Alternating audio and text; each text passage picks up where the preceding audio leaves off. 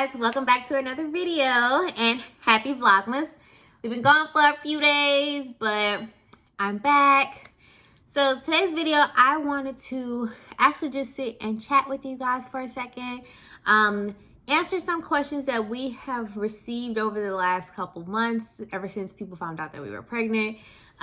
Just talking about our process and like what we did to actually get pregnant, because a lot of people are interested to know how we got pregnant at home without IUIs or IVF or anything. We inseminated at home. So from start to, I guess, the positive pregnancy test. So the beginning of this, and I'll link this video down below, we started tracking my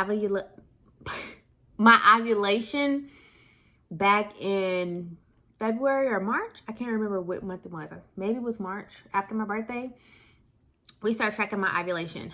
So what I use for my ovulation tracker, I had always used the Flow app, but at that time when we knew that we wanted to start like prepping for our baby, we went ahead. I joined like Facebook groups, which I definitely recommend. I joined Facebook groups for moms, for lesbian moms, for people just wanting to get pregnant, just all fertility groups, everything. And so among those groups, people really liked Pre-Mom.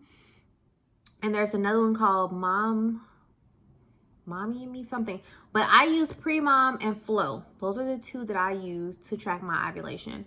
And I had always used Flow. But then when I used Pre-Mom, it was like a whole new world. So Pre-Mom and Flow to start tracking my ovulation, just my period and everything. And then I also at that time started to take prenatal vitamins. I took Solimo, which is the Amazon brand prenatal vitamins. Right now they're unavailable, so I would link them, but they're unavailable. They haven't been available for the last like 3.5, 4 months. So I'm not even going to link them below, but I did use the Amazon brand. Now I just use the Vitafusion, the gummies. I prefer the gummies. But I had about 5 to 6 months of using prenatals every day before we ever inseminated.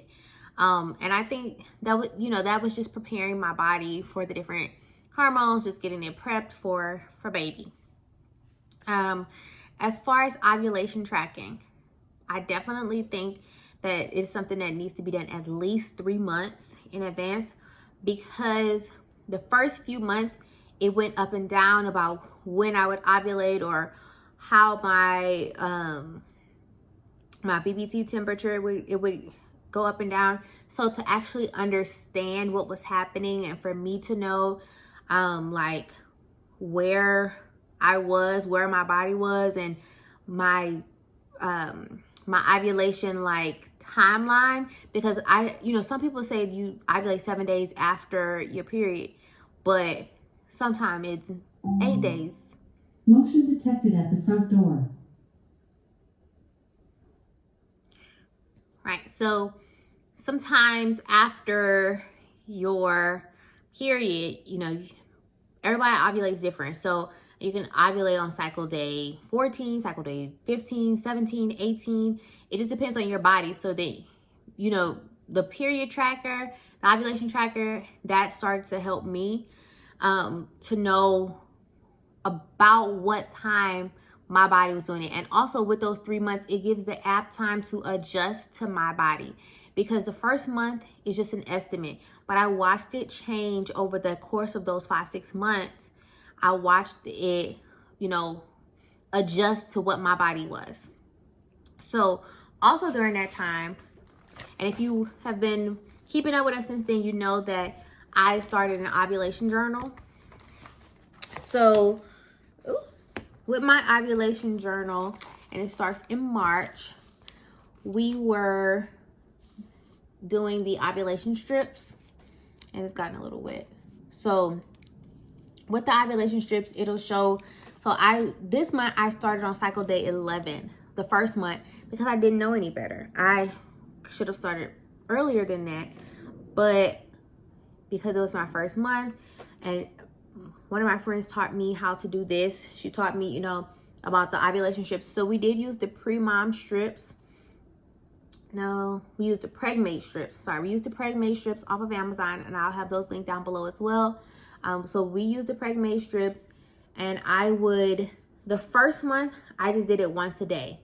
I would pee on it once a day to see how my ovulation was. And at first I was trying to read what these strips meant. And obviously over time you can tell that they've kind of faded a little bit. But I was trying to read what these strips meant without using the app. Do not recommend. 0 out of 0. Would not recommend. Because you have no idea what it is talking about. So then, as I got a little bit more educated and a little bit more into it, I realized, let me see, what month did we start tracking? So the next month, we started, when I started with the pre-mom, we started taking pictures. I still have the ovulation strips in here, but I started taking pictures of them in the pre-mom app. And what that does is tell me, you know, if I'm low, if my ovulation is low, if my ovulation has gotten high, like if it's gotten close to a peak to where I'm about to ovulate, if I've reached my peak and now I'm coming back down. So that was something that I was glad that I found a pre-mom app for, because it reads the strips for you and you don't have to guess about where you are, you know, like, am I ovulating? Am I not ovulating? So, especially if you're doing it yourself at home, that was pretty good. The next thing, and we didn't do this until maybe a month before, but I'm really glad we did. I started using I just had it in front of me. I started using a BBT thermometer. So these are definitely different from a regular thermometer, because this is this is for your ovulation. So this they tell you right before you get out of bed, before you step out of bed for the day, before you do anything, you want to take your temperature. So I would roll over, open my eyes. This would be on my nightstand. I would go ahead and wait a minute, take my temperature, and then whatever it comes up, put that in the app, and then get on with my day. Because what that does, it shows you what your body temperature is before you're ovulating, and then right before ovulation it would drop, and then right when I was reaching that ovulation it would go way up. And I'll show y'all that, like I'll show you a screenshot from the month that I got pregnant. You can see when it dropped right before I was about to ovulate, and then when it went up, and then when it started getting normal again. And so the BBT and the ovulation strips, I did every single day. So from the day that my period ended, I started with the ovulation strips and the BBT. And so BBT was once in the morning, but I also realized that I needed to do the ovulation strips at least 2 to 3 times a day. So in the morning, the afternoon, at night, because you never know if you are ovulating or if you're hitting your peak in the morning, in the afternoon, at night. So right when I got up in the morning, in the afternoon, about 4 or 5 hours, probably like 5 hours later for lunch, and then at night before I went to bed, I would do the ovulation strips, and I would let it read into the app. And that was really, really helpful, because I found out that my peaks would be at different times. So even though they were close in days, the peak, so like I would peak for 12 hours in the morning, and then at night I wouldn't. Or sometimes my peak would start at night, and then it would be like a peak overnight, and then so maybe I'm ovulated the next day and I didn't know. So that was really good when I realized I needed to start taking my ovulation strips 3 times a day. As far as vitamins go, so when we got to the actual point of trying, the month that we decided to try, a lot of people will take these vitamins along with their prenatals, but I just didn't feel that it was necessary. So well, Elle did take some of my prenatals, but as far as the rest of these vitamins, I took zinc. So from the start of my period, like the month before that we knew that we were going to try, I took zinc along with my prenatals every day. I was taking a vitamin D because I had went to the doctor at the beginning of our fertility journey to check out my levels, and I was told that I had a vitamin D deficiency, and that isn't good for when you're about to get pregnant, so, or any time in life, honestly. So I was taking a vitamin D pill also, and I was taking okay, so I think the zinc was the only thing in addition to the zinc and the vitamin D, in addition to the prenatal, was the only thing that pertains to like my fertility. And so zinc is supposed to help with the quality of your egg. This is just supposed to help with your ovulation and all of that. There's so many other vitamins that people were recommending, like I think it's called ceruleum, or if I'm saying it wrong, I'll put it on the screen. And CQ10, COQ10, like what, all of these things. And I was just like, in the beginning, I'm not going to try all these things because my body might already be doing whatever it needs to do. Those things are supposed to help with like the egg quality and just overall ovulation and everything. And I was like, I haven't had any issues with fertility. I haven't even tried yet. So let me just take the bare minimum, the zinc. I did want to try this. I did want to take zinc because I've taken those things before. I did want to take zinc, and I did want to take the prenatal. So I was like, I'll take these and then we'll see how it goes. So I took that. I started the zinc the first day of my period, and I continued that through our 2-week wait. And then after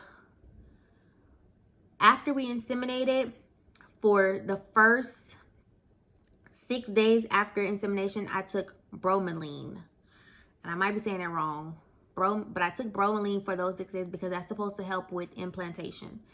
After the 6th day, it says to stop taking it after the 6 days after ovulation. So I stopped taking it. I took it 6 days after ovulation and then stopped.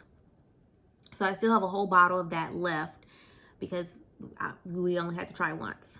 But what else? What else did I take? As far as vitamins, I think that's the only things that I really took, like put into my body that I felt like may have helped. Now, as far as our insemination process, so we did not, like I said, we didn't want to have to go the IUI route. We didn't want to have doctors involved if we didn't have to. So we actually inseminated at home. So we got our donation, and what we use are these. I went ahead and opened one. So this is a soft disc. And because I knew we were using soft disc, I had already watched a lot of videos. I've been using these, or I was, I'm not right now, but I was using these from last October up until the time that we got pregnant, because they're period cups. So I was using these rather than using tampons.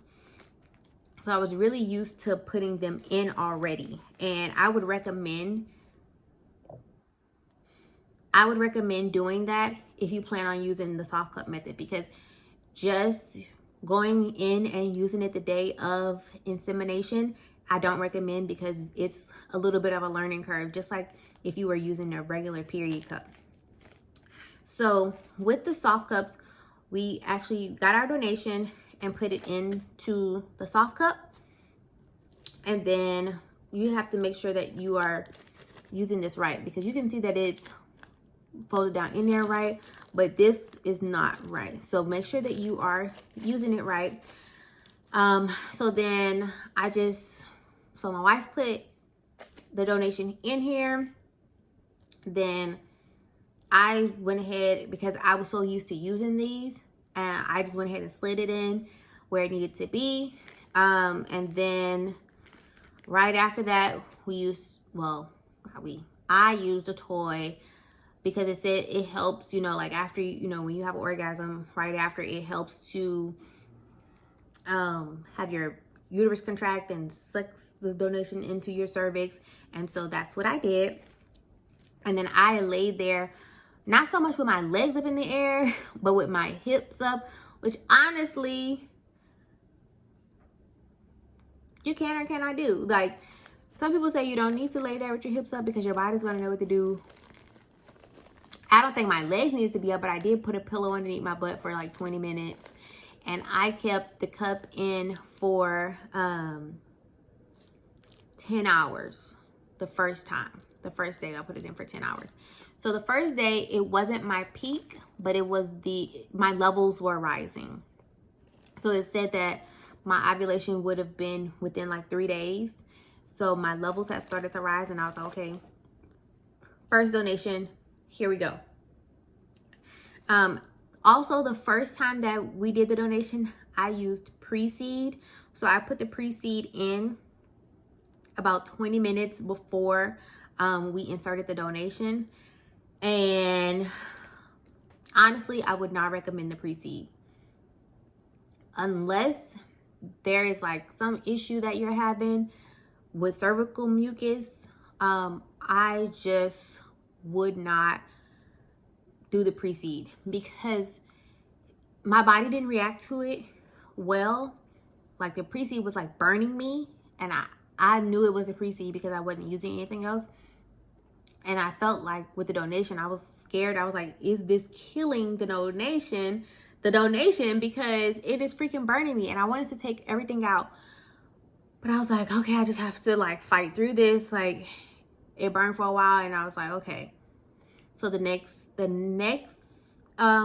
so we only waited one day. We did one that next day, and then I got a peak the next morning. So we went ahead and inseminated again the next day. And I was like, you know what? We're going to do this without the pre-seed. But instead of the pre-seed, I did get Mucinex. So that is something else with cervical mucus.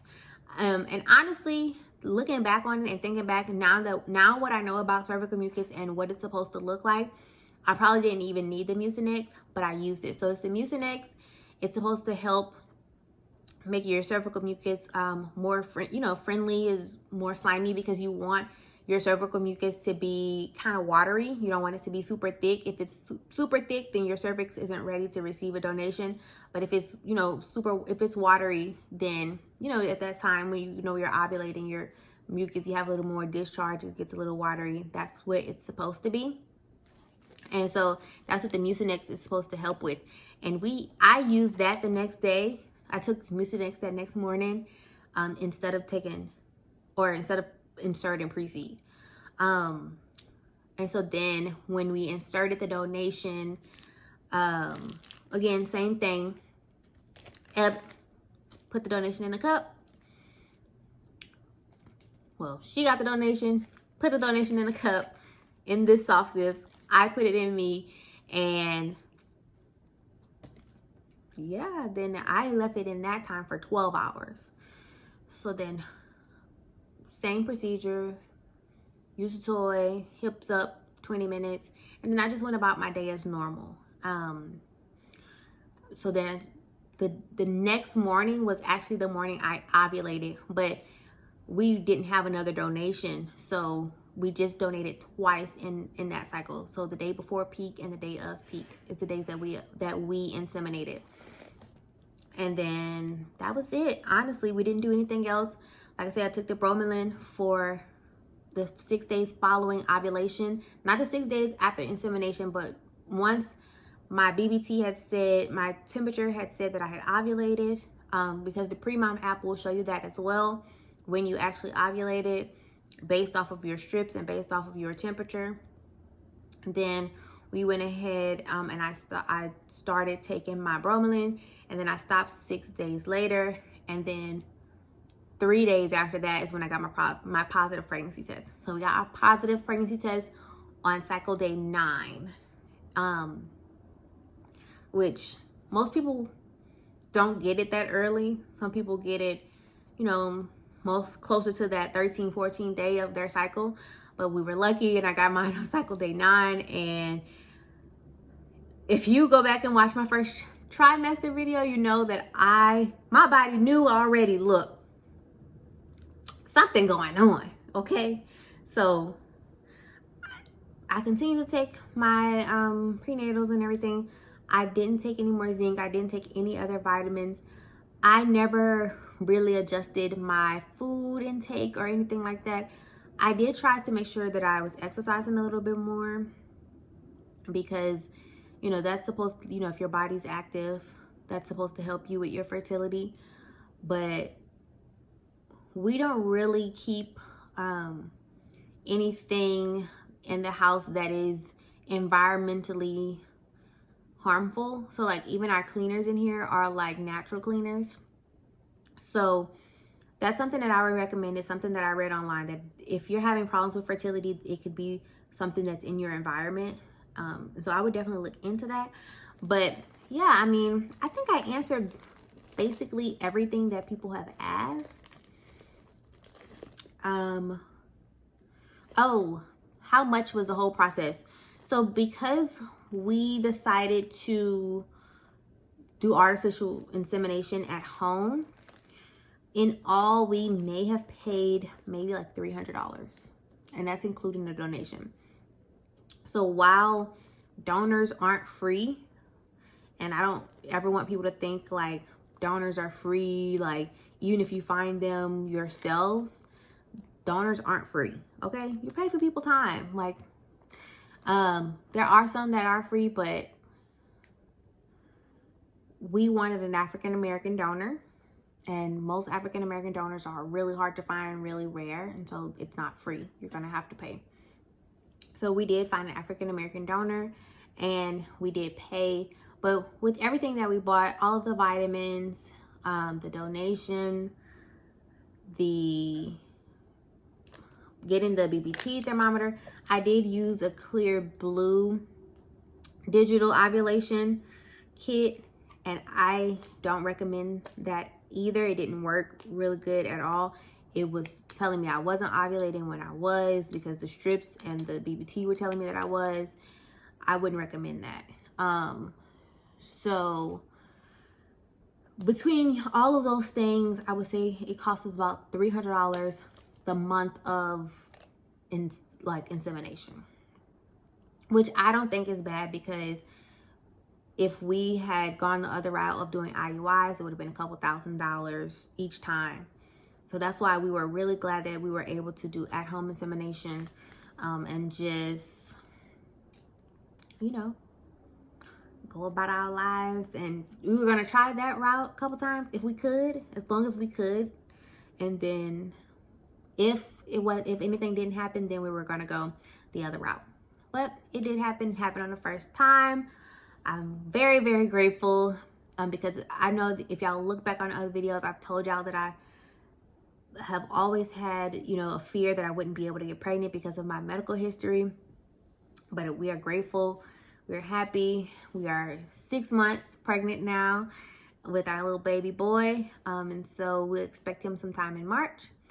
And we are just grateful. So if you have any other questions about like our journey, our insemination process, like what we used, what we didn't use, like, then please ask.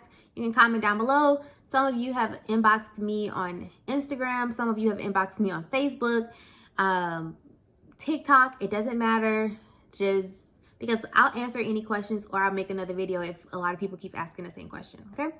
So don't forget to like this video if it was informative, if it helped you. Comment down below, and then go ahead and subscribe. And we'll see you all on the next one.